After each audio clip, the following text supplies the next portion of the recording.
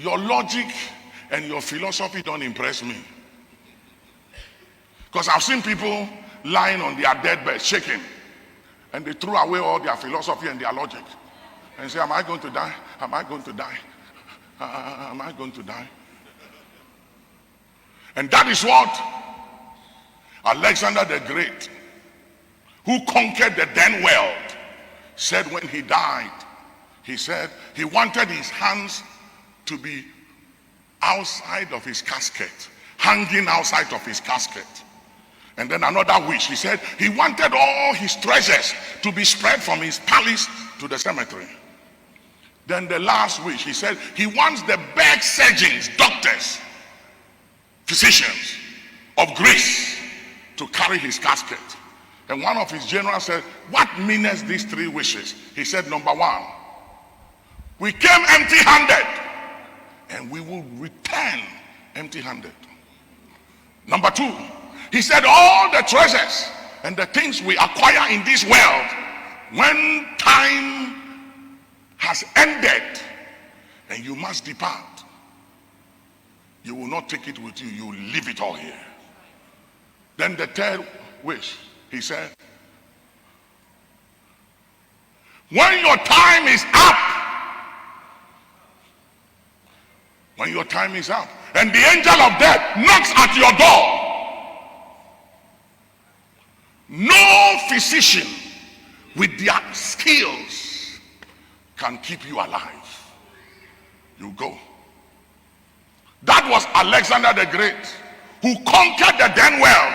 And it was said that once in a time he asked his generals, he said, is there no nation to conquer? And they said, you have conquered every country, my lord. There is no nation to conquer. You've conquered everything. And history said he went on his knees and he wept that there was no country to conquer. Huh? Tell somebody you're a steward. Listen, none of us are Lord.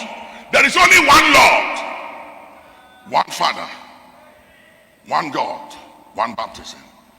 You know, people talk about Nelson Mandela a lot, the father of South Africa. They don't talk about his money.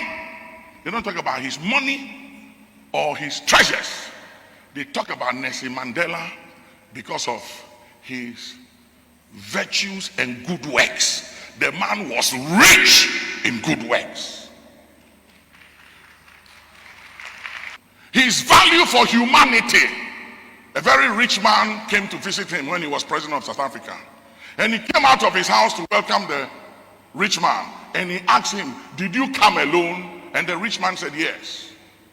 So he invited him to come and they sat down and they were talking. When it was time to eat, he excused himself and went out and called the rich man's driver to join them for dinner. He didn't say anything. The rich man said, I came alone. So the driver who drove in there was insignificant. The driver was nothing. He came alone. And Nelson Mandela didn't say anything. He invited the driver to join them for dinner.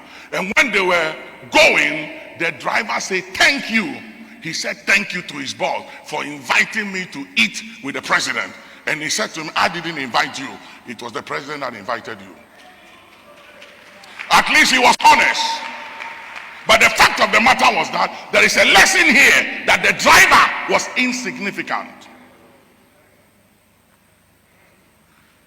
How do you value people? Do you value people based on their material, money, blessings, gifts? Or you value people as human beings?